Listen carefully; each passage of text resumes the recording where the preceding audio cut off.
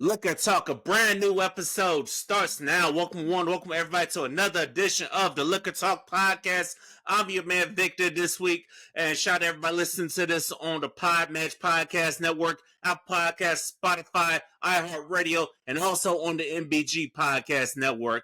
Ladies and gentlemen, leave a review, tell us what you think. Shout out to everybody that's checking in with us, and also happy Mother's Day to all the moms out there, and also shout out to everybody out there checking us out today. But my guest today, he is an accomplished author. Joining me from Atlanta, Georgia, hot Atlanta. It's Mr. Chancellor. How you doing today, sir? Victor, blessings and balance to you. Hey, blessings and balance to all the viewers out there. Like you said, big shout out to y'all. Y'all the real MVPs. Yes, sir. Yes, sir. We're going to open this episode by a little dedication to our moms because Mother's Day is this weekend. So what is something you want to say to your mom? Man, I love you and I miss you. A year ago, my mom passed away due to breast cancer. But we were very, very close. That's like my road dog. Both Sagittarius. She raised me and my brother pretty much on her own. So yeah, that was my rock right there. So you still got your mama, man. Definitely go celebrate her this weekend. Tell her you love her. Show her she's appreciated. Damn. I'm sorry about that, man. I'm sorry for your loss.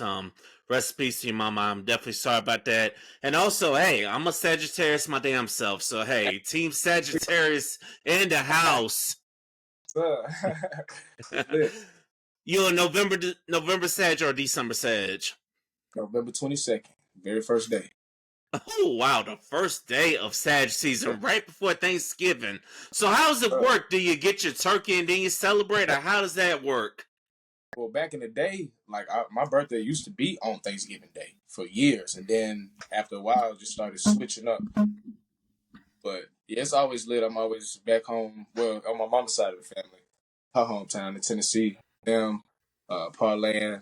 It's always it's never a dull moment with the characters on that side of the family. So it's always a great time. It's always harmonious. That's how it always is. It's always the mom's side of the family's lit. The dad's side of the family, they be all distant and stuff. I don't know.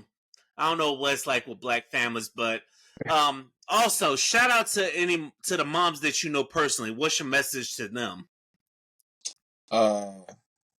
You are a god. Nobody can. It's hard to do what y'all do. And still to carry on and push through, and do what you need to do for the betterment of you and your babies. So, hey, not all heroes wear capes, but y'all are very well respected in my eyes and honorable. So appreciate y'all. Yes, shout out to the moms that do the damn thing that ain't around here sitting here complaining on social media about, oh, I don't need this man help or this man ain't helping me. There are moms out here that they are still going to get it. They're making it happen. They're not making excuses. Shout out to you ladies out there that are doing the damn thing. Your hard work is going to pay off. Just keep pushing, keep grinding, keep doing your thing, and take a day to celebrate yourself. Even if your kids don't do it for you, take a day to celebrate yourself. Go have some drinks with your homegirls or take yourself out to dinner or get a spa date. Do what you got to do to celebrate yourself because you moms out here doing the damn thing. To you deadbeat moms out there, let's be honest, they out there. Just know y'all got time to turn it around.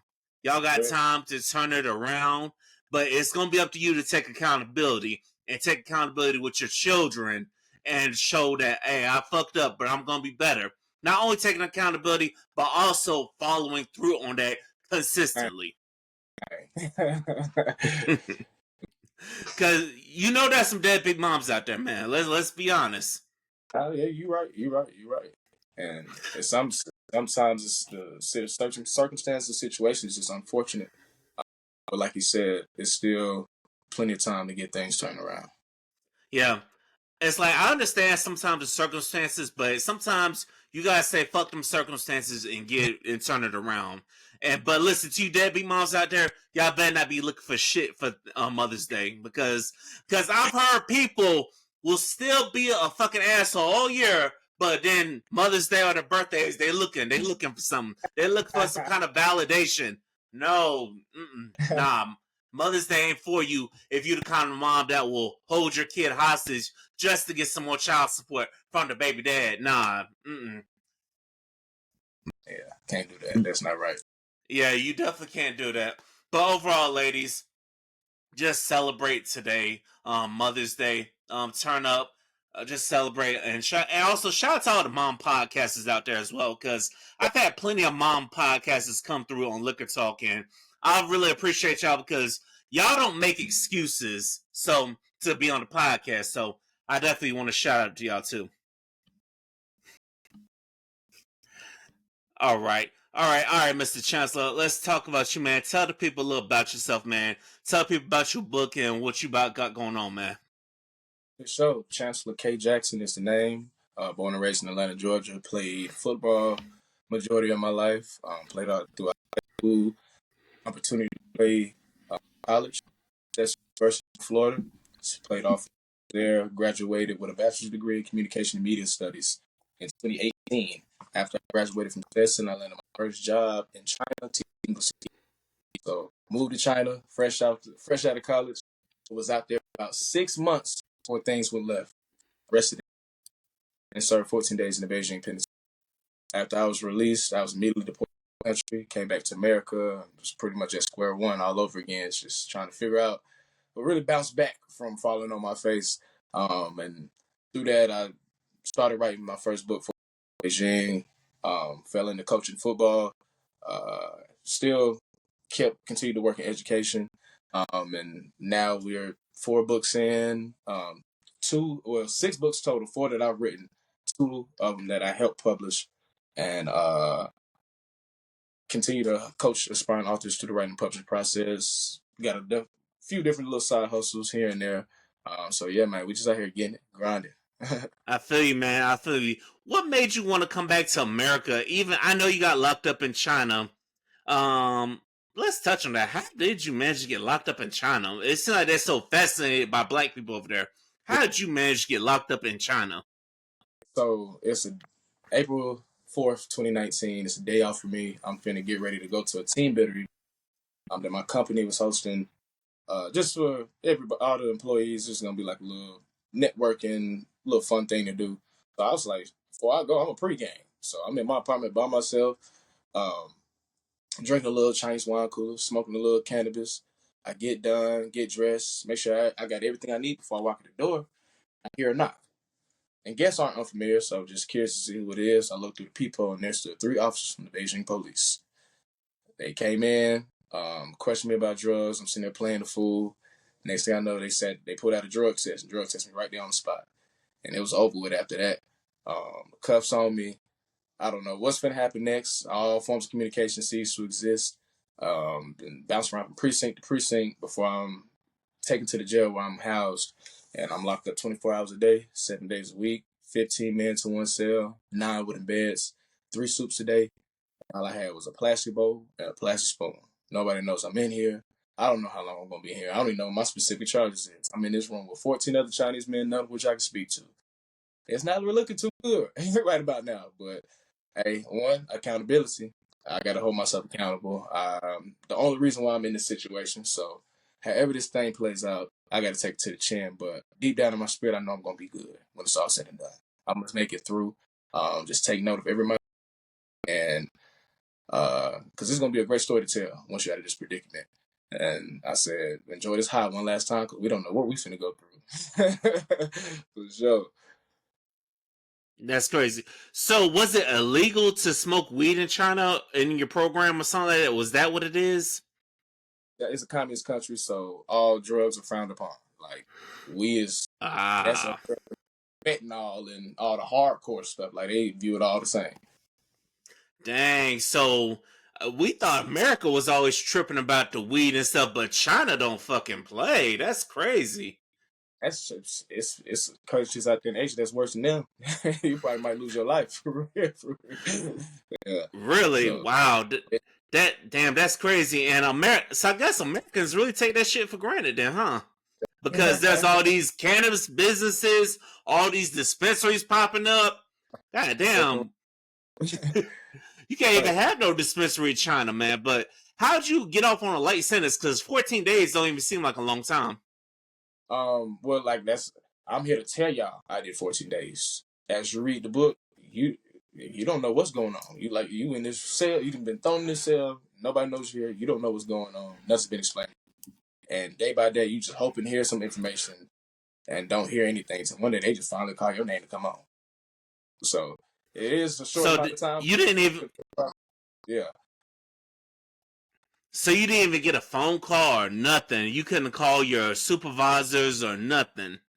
I wasn't able to make contact with anybody on the outside world till day 7. And I really only had time to call my mama to see if she could buy my plane ticket for whenever my time is up. And of course she was Damn. going to do it.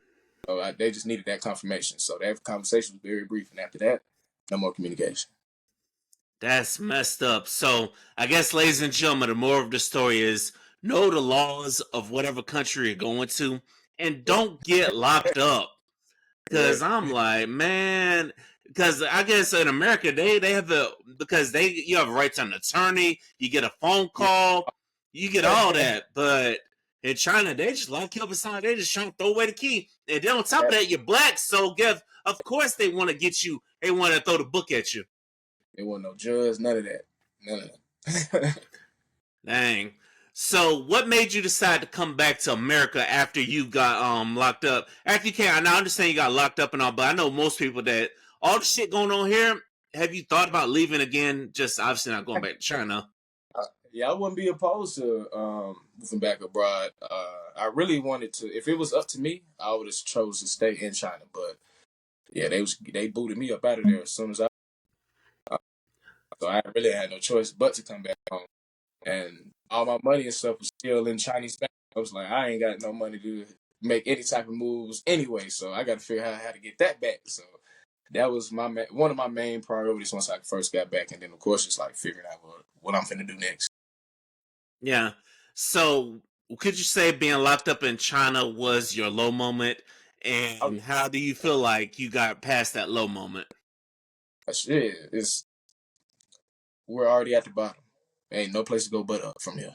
I'm like, I don't feel like anything else in life I'll go through will be as bad as this. So it's like, hey, everything else that any other bit of adversity that I might face, we gonna take that to the chin easily because we gonna have to. It's a hard pill to swallow within itself.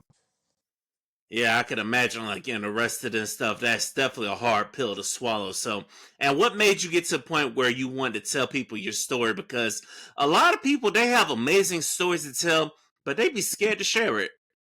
Yeah. I knew I wanted to do. I was like, I got to do something with this experience. I don't know what I'm gonna do or how I'm gonna go about sharing it, but I feel like it'll come to me.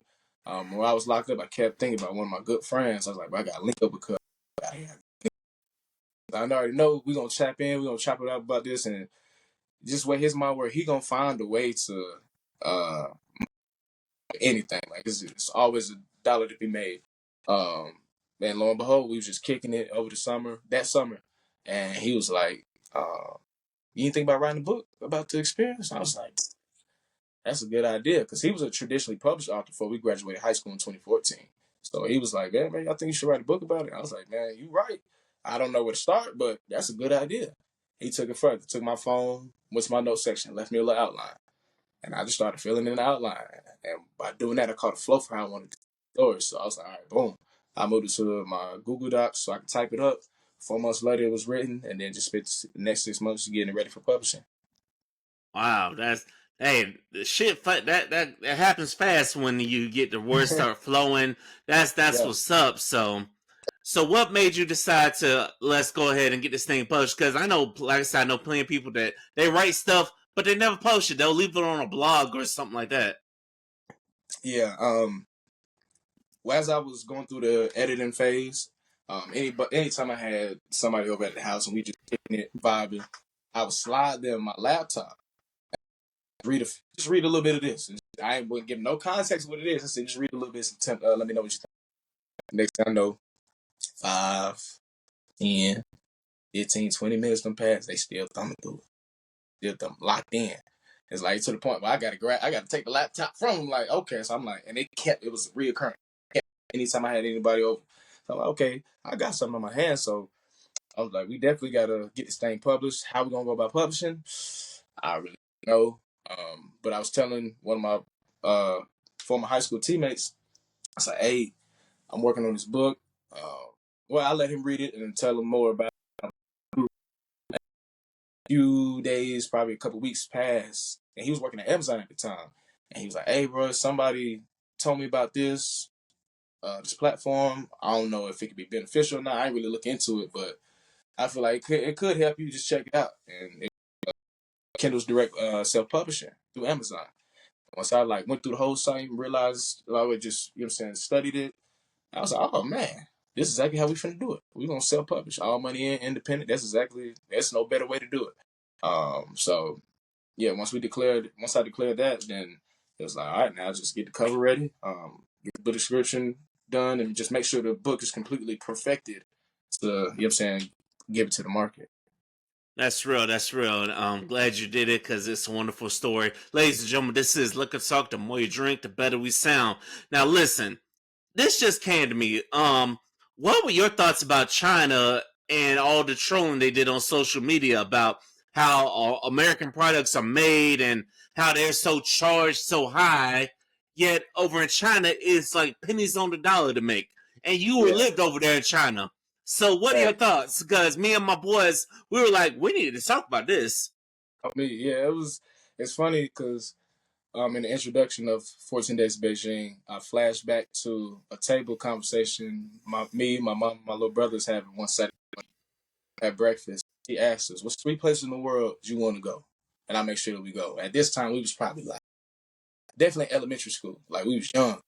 And the first place out of my mouth was China, and she like, "Why China? At all places, why China?" I was like, "That's where everything is made." I had this process at a very young age. I said, "You look back at any product made in China. I want to go to the land where everything is made." And it was that little table conversation that was, you know what I'm saying, sure enough, unfold and manifest many, many years later. So yeah, it definitely that was one of the opportunity to teach English in China. I was like, man, I've always been interested in China. That sounds lit, and I'm like, I don't know anybody else is gonna be doing anything like this. So I'm like, yeah, just shoot my shot, see if it works out. And yeah, I knocked it down for sure. Yeah, that's amazing. But now, what are you thinking when you're scrolling on TikTok and how all these Chinese manufacturers are trolling because Mr. President over here done hit all these damn tariffs and shit? Like, what are your thoughts going through your mind? I don't know if you're on TikTok or not, but you're seeing all Yeah. these Chinese manufacturers come out the woodwork like, hey, this is how it's made. This only costs us this amount. Meaning this $30,000 Birkin bag only costs us maybe $4 or $5 to make. I'm like, damn. So I'm like, you've been there. So I'm like, what's going through your mind? You seeing this? Well, with that now, I was aware of that when I was there. When I was exploring Beijing, going to like the little different flea markets stuff they had out there, they got folks selling the same stuff that you can go buy in the store for 2, 3, 4 times the price, but they got it for a huge fraction. You know what I'm saying? Because they all get it from the same place. So, well, I was already hip to that, and I even had colleagues and peers that was out there that even started like side hustles, selling weave, selling bags, wallets, anything designer. Like they shoes, they was going crazy with it. Me personally, I feel like that was just a whole lot to try to maneuver, especially trying to ship the stuff from Beijing to America. And it's hard. Like it's one thing to we can't even really communicate fully with these people out here. You know what I'm saying? So I was just knew that was going to be a task within itself. But yeah, I was already hip to it. I had a few folks from America. My cousin, one of them, he said, "Hey, bro, see if you can find a plug on the hair." He was like, "See if you can find a plug on the hair. I'm trying to trap out the hair." So yeah, it was. I was already hip to it and familiar with it, but now it's just like, hey, I guess the world is just learning to see how to. I Yeah, guess.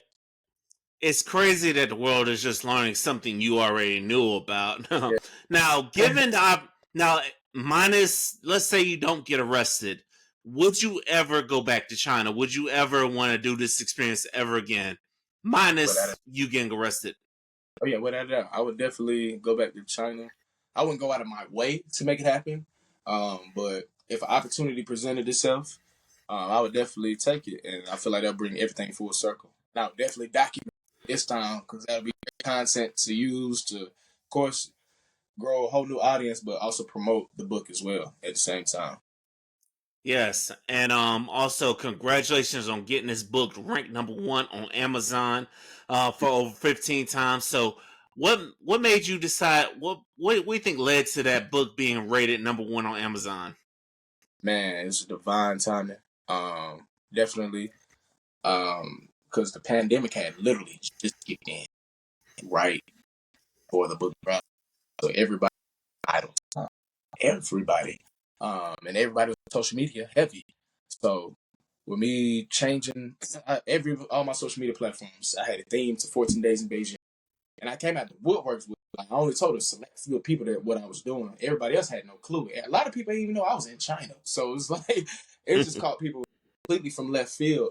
Um, and so it was just divine timing, but everything shut down, and then the element of surprise, man, that helped catapult it. And then, of course, once it's already having success, okay, yeah, people really gonna flock to it now. If people want to be a part of something, that's great. You know what I'm saying? So, yeah, that was just a snowball effect, honestly. We trapped the book out at the same time. Like, I didn't release the entire book.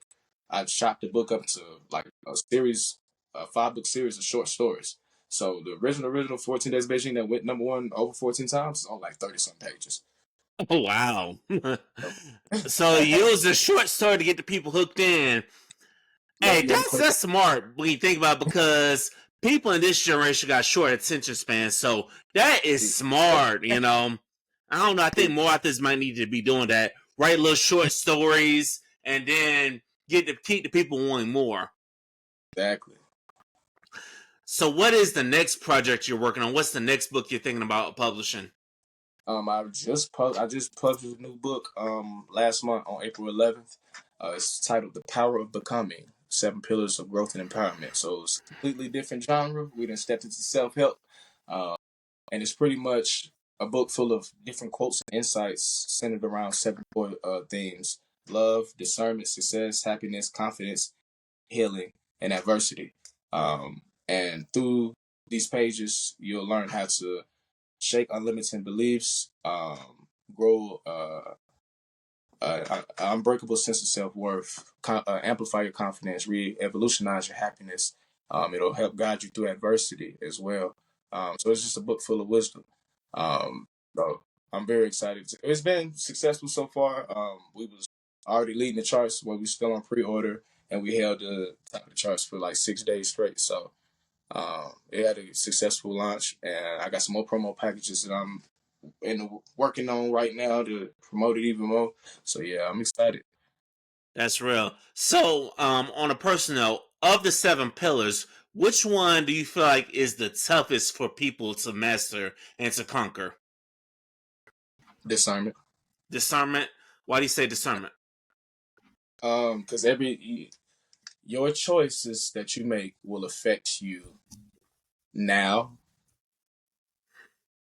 about all the choices that you made in the past. Some good, some bad. That's gonna be the most frequent one. You know what I'm saying? So, and that's Hmm. it has the most quotes in it as well. So yeah, discernment got it out. Now, would discernment be the one that you feel like most people trip up on, or is there another one that people maybe sleep on that they always trip up on? Uh, I would say a combination between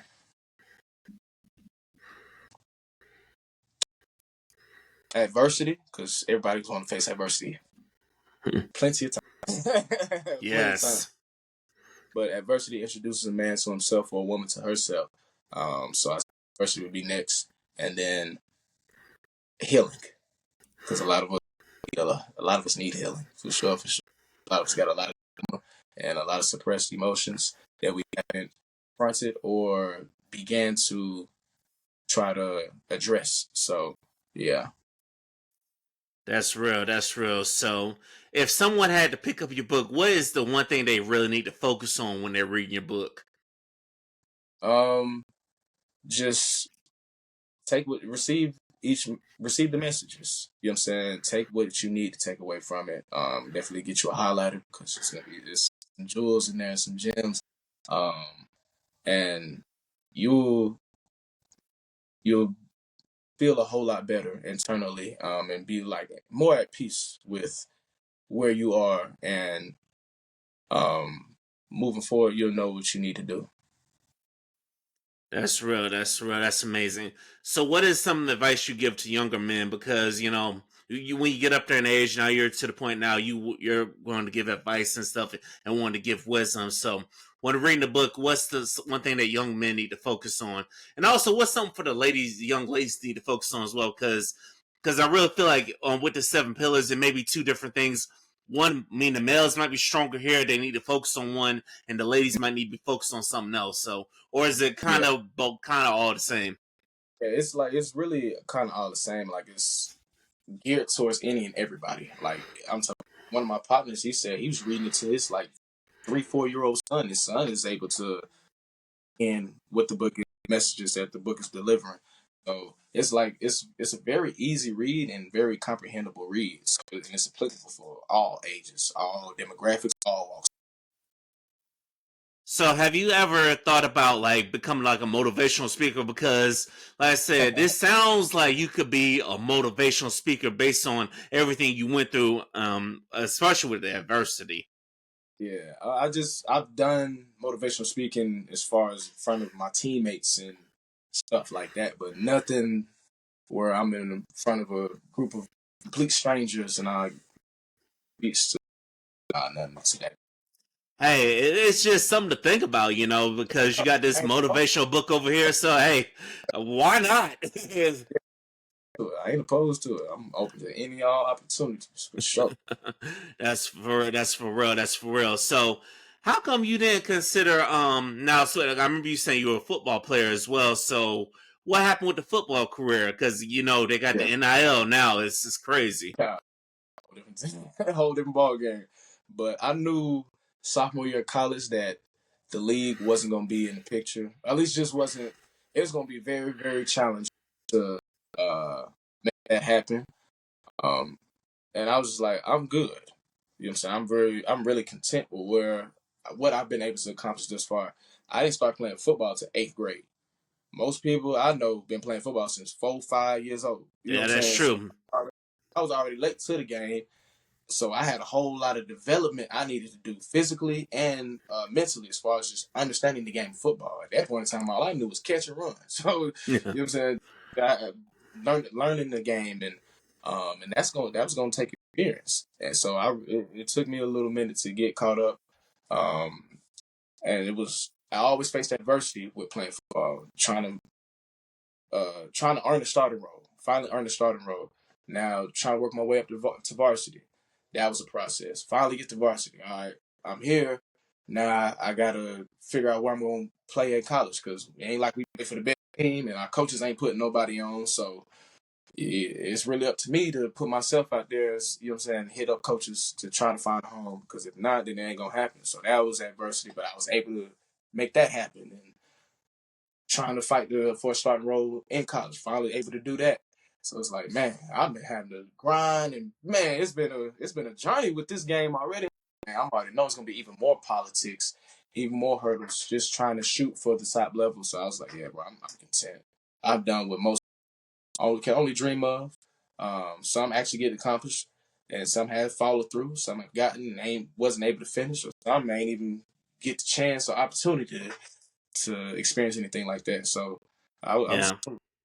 Yeah, I feel that. And me being a big person myself, I definitely feel that all football because I definitely feel like I was definitely behind the eight ball because, like you, I didn't play until I was like eighth or ninth grade year. I didn't grow up playing football like a lot of people did. So I feel you on that. Those people, they definitely have the advantage. Like if they can start off young, but it is what it is. We all have different journeys and stuff. So and now, and I'm glad to see you're giving back. You're out here coaching the kids and stuff. So, what's your big advice to any athletes out here who maybe listen to this?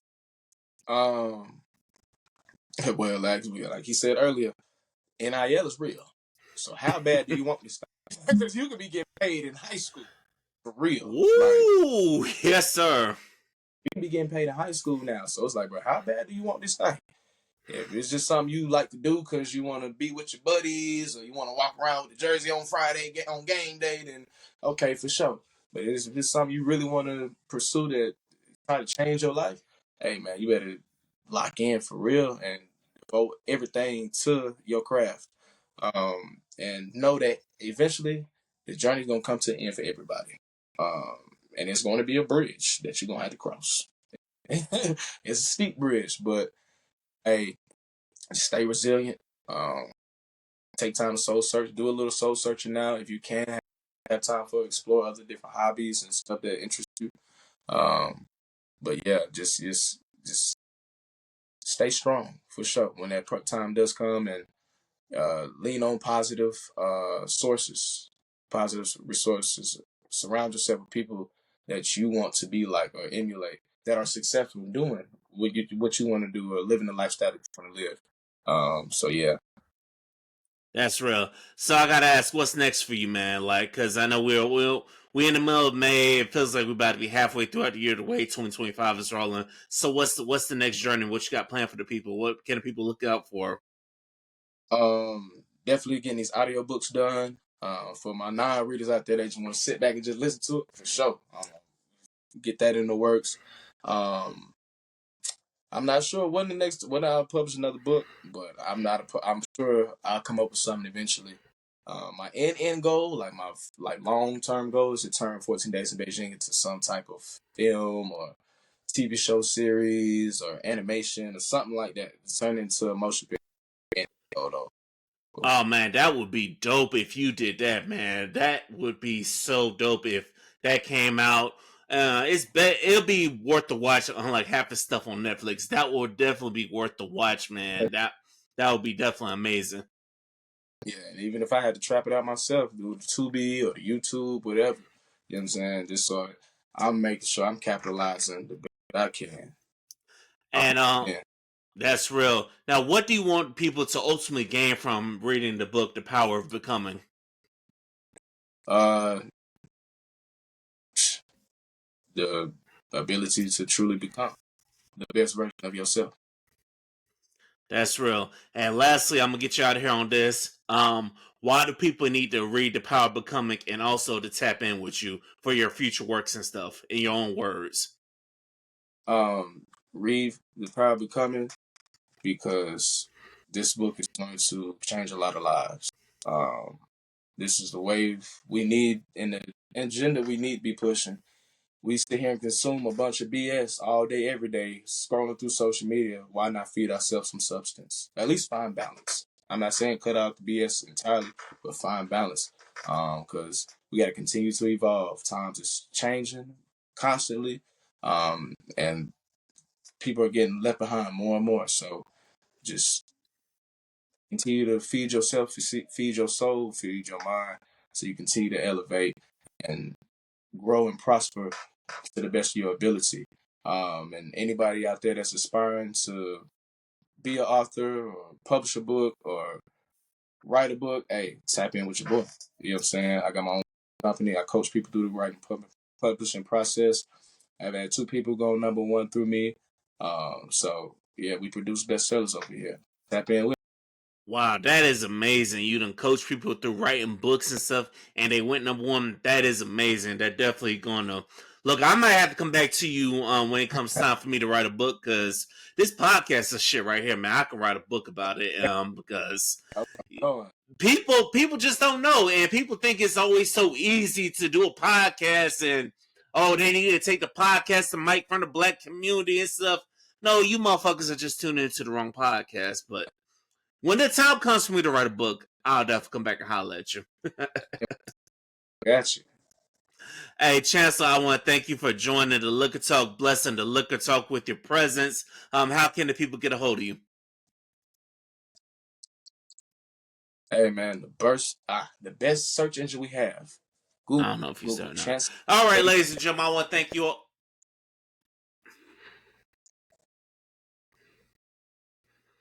Hey, you still there? Yo, All right. I missed you on that last one. How can people get a hold of you? The best search engine we got, Google Chancellor K Jackson. Everything you need will pop up from my social media accounts, websites, previous podcast interviews I've done, website, the whole nine. All right, thank you, sir. Thank you for joining the Liquor Talk once again, and thank you to listeners where you listen on Apple Podcasts, Spotify, iHeartRadio, on the Podmatch Network. Shout out to Podmatch, everybody. More episodes from Podmatch is coming soon. Chancellor's the first one. There's more coming from Podmatch. Shout out to that's one platform y'all need to be on. Shout out to everybody from the MBG Podcast Network. Shout out to iHeartRadio. Shout out to everybody. Thank you for tapping in with your boy. Until the next episode, we out this thing. Peace.